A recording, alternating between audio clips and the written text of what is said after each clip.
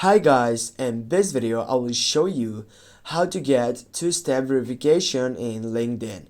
Firstly, tap your profile photo on your left upper side, then go for settings with a blue line section, go for the second selection, sign in, security, then as you can see right down you have the option for two-step verification. Just click on it and it says you must add an email address to your account. Go for add an email address, go to that email address, take a look to your email address, add your password here, go for submit, but it says that it already in use.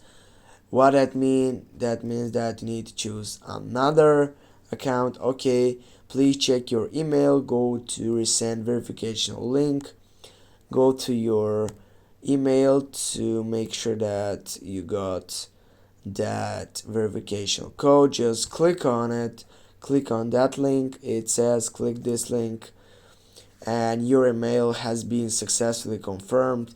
And that's it guys, thanks for watching. Don't forget to hit that like and share the video. See you soon guys.